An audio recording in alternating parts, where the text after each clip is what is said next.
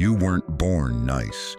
You were made nice, trained to please, to smile, to obey. Not because it felt true, but because it felt safer. Be a good girl. Be a respectful boy. Don't make a scene. Don't upset them. So you swallowed your fire and called it kindness. You learned to smile when you were uncomfortable, to nod when you didn't agree, to say it's okay even when it wasn't. You became the peacekeeper, the one who never raised their voice, the one who made sure everyone else was okay, even when you weren't. They called you mature, they called you easy, they called you sweet. But they never called you free, because you weren't. You were performing, not in front of a crowd, but in every room where you couldn't show up as your full self. Niceness became your armor, politeness became your prison, and slowly the real you began to vanish behind the mask of someone everyone could like. You didn't just want to be accepted, you needed it, because rejection for someone like you didn't just sting. It threatened your entire sense of self, so you kept offering pieces of yourself to stay in the room. You kept swallowing your truth to avoid making waves. You kept hiding your anger, your grief, your power, and each time they praised you for being so easy to get along with. A part of you wondered what would happen if they saw the parts you were hiding. Would they still clap? Would they still love you if you said no? Would they still choose you if you stopped being convenient? Would they still want you if you were no longer easy to love? If you stopped fixing everything? If you asked for what you really needed? Or would they leave the moment you stopped being useful? This is the question that haunts the nice one. Because being nice is a transaction, and you've known that all along. It's a currency you use to buy peace, a costume you wear to earn love, a story you tell to survive. But the body doesn't lie. The body remembers every time you said yes while screaming no. It remembers the tension, the exhaustion, the silence, and it's tired. You are tired. Tired of smiling through disrespect. Tired of nodding through dismissal. Tired of being everyone's cushion while no one asks if you're okay. Because beneath all that niceness is a truth too powerful to stay buried. And it's beginning to rise. You are tired. Tired of smiling through disrespect. Tired of nodding through dismissal. Tired of being everyone's cushion while no one asks if you're okay. Because beneath all that niceness is a truth too powerful to stay buried. And it's beginning to rise. It begins in the smallest ways. A pause before you answer. A moment where your smile fades too quickly. The split-second flash of fury behind your eyes when someone interrupts you again. You try to push it down. You remind yourself to be patient, to be graceful, to be nice. But something in you no longer wants to be graceful. Something in you wants to break the silence, to speak without softening, to say what you mean without asking for permission. And that something, it's not cruelty, it's not selfishness, it's the self you buried beneath the performance. You've been playing a role for so long, you forgot it was a script. You've been so agreeable, you forgot you ever had preferences. You've been so accommodating, you forgot you had needs of your own. They called it maturity. They called it emotional intelligence. They said you were so good at keeping the peace. But keeping the peace is not the same as having peace. Because this peace they praise you for, it's not peace, it's pressure. It's the pressure to always say the right thing, to make sure no one feels uncomfortable, to smile even when your soul is cracking. It's the pressure to be emotionally invincible, to never make mistakes, to never offend, to never show that you are human and hurting. And under that pressure, you are suffocating, because being nice is exhausting. You've had to remember every detail of everyone else's emotional needs, while yours go unmet. You've had to anticipate conflict before it even begins. and diffuse it by shrinking yourself again and again. You've had to hold everyone else's chaos without letting anyone see your own. And the worst part, they don't even know. They have no idea what it takes to be you. No idea how much you hold in. No idea how much you sacrifice just to be easy to love. But you know how much it costs. The tight throat, the shallow breath, the constant overthinking, the loneliness of being the one who holds it all together while falling apart inside. You perform so well, but no one notices the performance. Because you never miss a line. You never let the cracks show. You never forget your role. But you are not a role. You are not a character in someone else's story. You are not a script written by fear. You are not a performance designed to keep the peace. You are a person, and people are meant to be messy, to be loud, to be real. You were never meant to be perfect. You were meant to be alive, and maybe you're starting to feel that now. That hum beneath your skin, that quiet rage, that aching clarity that says, this can't go on. Because pretending to be okay isn't strength, it's survival. And you didn't come here to survive. You came here to wake up. And now, you are. The mask you wore so well is beginning to crack. The smile feels heavier. The silence cuts deeper. The performance no longer fits.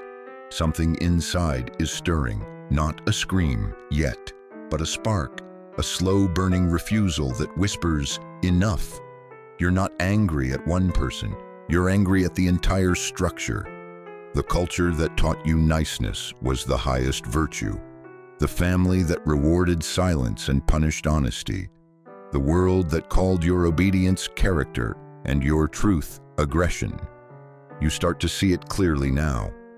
The trade you've been making for years. Approval in exchange for invisibility. Peace in exchange for your voice. Belonging in exchange for your boundaries. And you begin to ask the forbidden questions. What if being good is killing me? What if being liked is costing me everything? What if I've never actually been free? That's when the burn begins. It starts behind your eyes when you hear someone speak over you for the 100th time. It starts in your chest when someone tells you, again, how easygoing you are when you're screaming inside. It starts in your gut when you swallow your truth just to keep the mood light. And that burn, it's not rage without reason. It's your soul rejecting captivity. It's your body remembering that you were made for more than being palatable. It's your truth clawing its way out from beneath the rubble of your performance. And into this moment Machiavelli enters, not with cruelty but with clarity. It is better to be feared than to be loved if you cannot be both. You've been chasing love your whole life. Through compliance, through niceness, through invisibility. But where did that love go when you spoke up? Where was that love when you said no? Where was that love when you were no longer convenient? They didn't love you. They loved your submission. And that's the hardest truth of all. Because once you see it, once you really see it, you can't go back. You can't keep pretending to be okay with crumbs. You can't keep being the one who bends while everyone else remains unbothered. You can't keep negotiating your worth in exchange for temporary comfort. So no, you don't want to be feared. But you do want to be unmistakable. You want your no to be heard the first time. You want your presence to command clarity. You want your truth to land with weight, not be brushed off like inconvenience. Because fear in Machiavelli's world isn't about domination. It's about certainty. It's about not being someone who can be disregarded, not being someone who can be pushed back into the corner with a raised eyebrow, not being someone who sacrifices themselves just to keep the room warm. It's about respect. And respect is not born from silence. It's born from self-possession. And this is the part where you begin to reclaim yourself. Not through aggression, not through arrogance, but through refusal. Refusal to perform. Refusal to apologize for existing. Refusal to soften the edges of your truth to make others more comfortable. The burn becomes a fire, and the fire becomes fuel, because now, finally, you're ready to stop being nice and start being real. And the moment that choice takes root, the mask begins to break, not all at once, not in a dramatic explosion, but in slow, intimate moments of honesty. You pause before saying yes. You don't laugh when the joke cuts too deep. You feel your "I'm fine" catch in your throat because it isn't true. These are the first cracks, the moments when you stop performing out of habit, when you let silence say what words cannot, when you let the weight of your truth rise, even when no one's ready to hold it. At first, it feels like failure, like letting people down, like betraying the version of you they've come to expect. Because they expect the smile, they expect the softness, they expect the yes, they expect the version of you that never asks too much, never takes up space, never becomes inconvenient. But that version of you was never real. It was a construct, a beautiful, heartbreaking disguise you wore to survive. And now it doesn't fit. You can feel the pressure in your chest, like something is trying to break through, like something inside you is done being buried. It's the part of you that knows what you deserve, the part of you that's tired of being understanding, the part of you that is done cleaning up the emotional messes of others. And when you start letting that part of you rise, you begin to see the world differently. You start to see how often you were chosen for your silence, not your soul. How often you were praised for your tolerance, not your truth. How often you were kept around not for who you are, but for how well you made others feel. That realization hurts, because it makes you grieve all the times you thought you were loved, only to realize you were simply convenient. But don't run from that grief. Feel it. Let it wash through you. Let it teach you what your performance tried to protect you from, because in that grief is power. Power that was once spent on pleasing, now returned to the center of your being. You are no longer willing to be manageable, no longer willing to be digestible, no longer willing to edit yourself for approval. You are no longer willing to wear the mask. You don't owe the world a performance.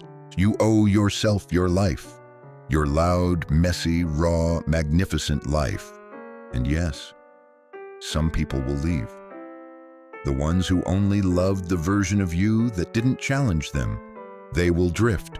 Let them, because what you're gaining is everything you gave away to keep them close. You're gaining your time, your breath, your fire, your space. And in that space, you begin to feel your true self taking shape. Not a mask, not a mirror, not a version designed to survive, but a presence forged in truth. And the moment you choose that presence, you become someone no longer ruled by fear, but animated by fire. This is the turning point where your truth stops hiding in your chest and starts shaping your life. You begin to notice things. You no longer explain your boundaries. You no longer apologize for needing space. You no longer over-explain your no to keep others comfortable. You simply say it. And let the silence do what it must. And in that silence, you realize something powerful. The world doesn't collapse when you stop overgiving. People don't vanish when you stop caretaking their emotions. The sky doesn't fall when you stop trying to be perfect. What does fall is the illusion. The illusion that being good was your safest option. The illusion that pleasing others made you lovable. The illusion that you needed to be soft, to be safe. But now you see through it. And that vision, it's dangerous to every system that benefited from your silence. Because there is nothing more powerful than someone who no longer needs to be liked. Someone who doesn't flinch when misunderstood. Someone who doesn't beg to be seen. someone who doesn't perform to be kept, that someone is becoming you, not cold, not cruel, not closed, just untouchable. Untouchable because your self-worth is no longer up for debate. Untouchable because you know the cost of pretending and you're done paying it. Untouchable because your boundaries are no longer suggestions, they're laws. You start to walk differently. You say less, but it lands deeper. You do less, but it matters more. You give less, but only because what you give now comes from overflow, not obligation. You realize you don't need to yell to be heard. You don't need to chase to be chosen. You don't need to disappear to be accepted, because now you accept yourself, wholly, without apology, without exception. And in that acceptance comes peace. Not the peace they praised you for before. That false, quiet suffering they mistook for composure, but real peace. The kind that comes from knowing you belong to yourself now. You belong to your voice, to your rage, to your joy, to your needs, to your limits. You belong to your own damn life. And that belonging, it can't be bought, it can't be traded, it can't be earned by shrinking. It is a birthright, and you are finally claiming it. This is power, not over others, but over the lies you were told about who you had to be in order to be loved. Now you love yourself enough to stop performing. Now you respect yourself enough to stop bending. Now you trust yourself enough to stop asking for permission. This is not the version of you that survives. This is the version that lives, and when you begin to live fully, something strange happens.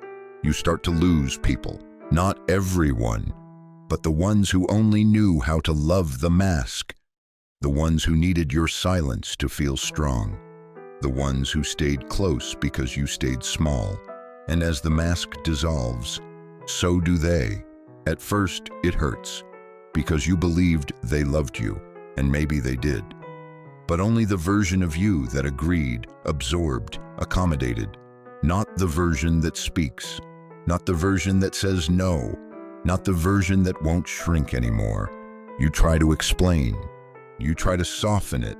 You try to make your growth easier for them to accept. But it never works, because transformation threatens comfort, especially for those who were comforted by your submission. And eventually, you realize you don't have to be understood to be whole. You don't have to be praised to be powerful. You don't have to be kept to be worthy. You can let them misunderstand you. Let them say you've changed. Let them call you selfish. Let them whisper that you've become cold. Let them wonder what happened to the old you. Because the old you was a costume. It was stitched together from people's expectations, and it fit everyone but you. That version was never real. It was a projection, held together by fear and the desperate hope of being loved. But you don't do desperate anymore. You don't do pleasing as survival anymore. You don't do shrinking as safety anymore. You do truth, even when it costs you comfort, even when it costs you company, even when it costs you the illusion of belonging.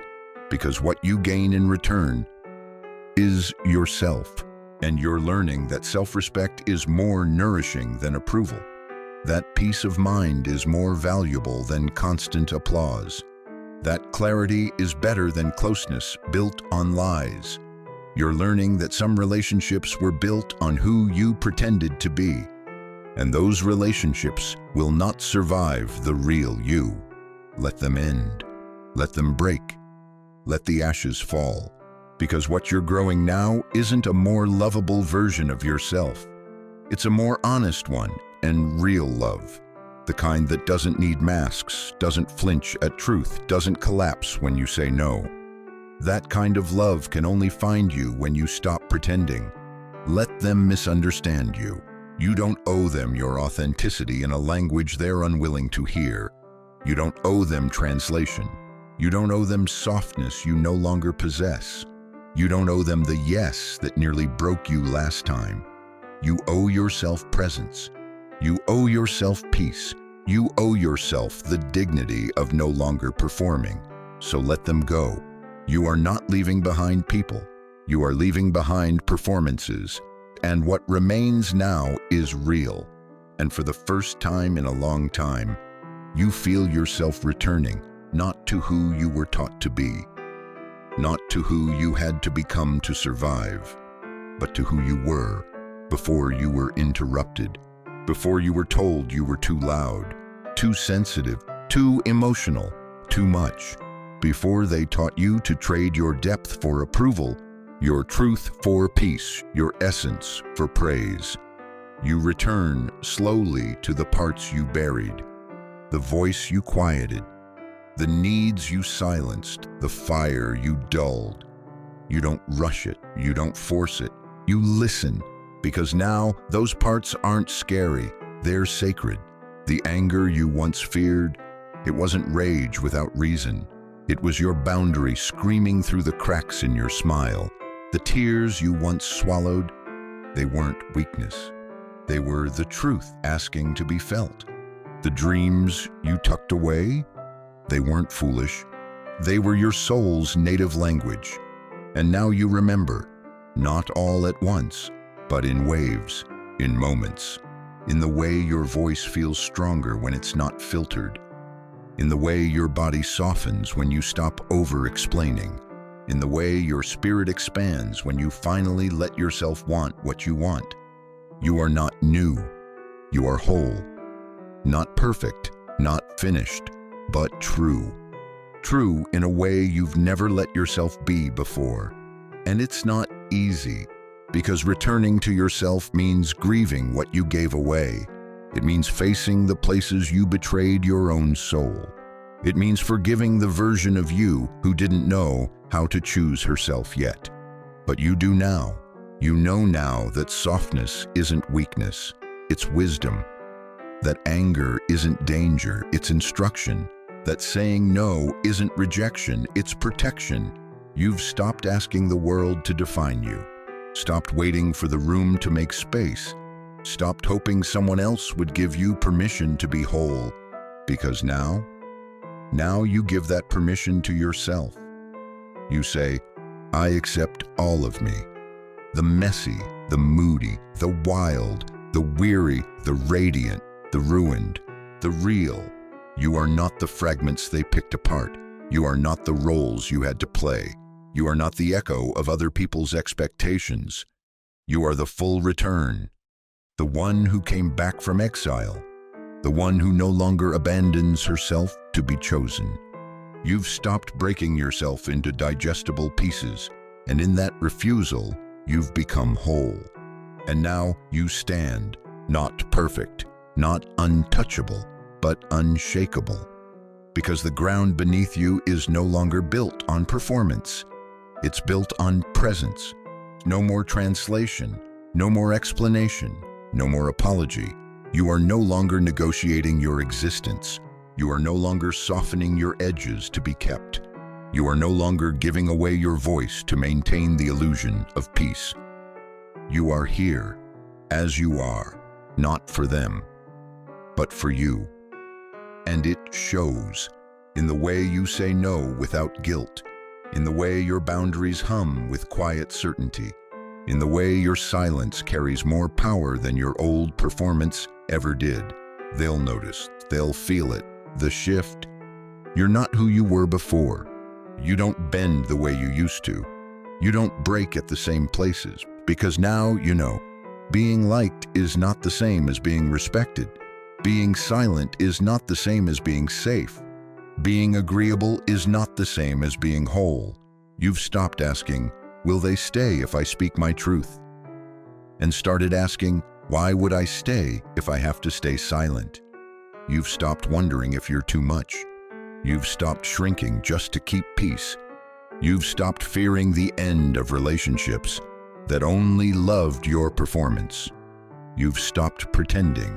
You've chosen presence. You've chosen truth. You've chosen yourself. And this choice, it cannot be undone. Because once you've met yourself, truly met yourself, You don't abandon that person ever again. You don't betray your body's signals. You don't dismiss your intuition. You don't silence your knowing. You listen. You trust. You lead. Not by controlling others, but by commanding your space. Not by pleasing, but by standing. Not by being perfect, but by being you. That is power. The kind of power no title can give. The kind no approval can validate. The kind no one can take. The power of self-possession, of integration, of wholeness. You don't owe the world a nicer version of yourself. You owe the world your truth. And you owe yourself everything you gave away, trying to be accepted. This is your moment. Not to perform, not to prove, but to declare, say it. Say it like a vow. Say it like a rebellion. Say it like a homecoming. I choose power over performance. Let it echo. Let it land. Let it become the standard.